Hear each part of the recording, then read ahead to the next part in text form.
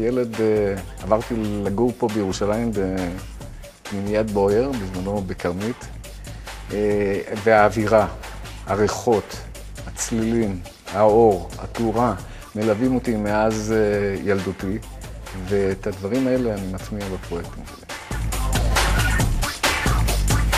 במשכנות האומה אנחנו עשינו שכונה שיושבת על ציר מאוד מאוד חשוב, ציר של כל משרדי הממשלה, זה משרד החוץ הישן, בכניסה לעיר, באזור של בנייני האומה, והיא תרכז שם אוכלוסייה שאוהבת את ירושלים, אבל לא בדיוק מתחככת בתוך השכונות של ירושלים.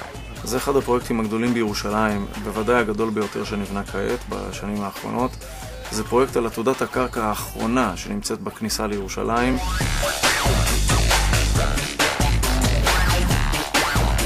לשמחתנו, השכונה באמת הופכת להיות שכונה ירושלמית. דמויות ירושלמיות, טיפוסיות, הם אלה שקונים בה. גם אלה שמבחוץ, מארצות הברית, הם בעיקר ישראלים חוזרים, ירושלמים לשעבר, שקונים פה דירה ומתעדדים לחזור לגור פה. גם עולים חדשים שרוצים לגור בירושלים קונים פה. זה לא תהיה שכונת רפאים. כל מי שקונה פה, לפחות 99% מהם, מתעתדים לגור פה. זאת תהיה שכונה פעילה, שכונה שתבסס את האהבה הירושלמית.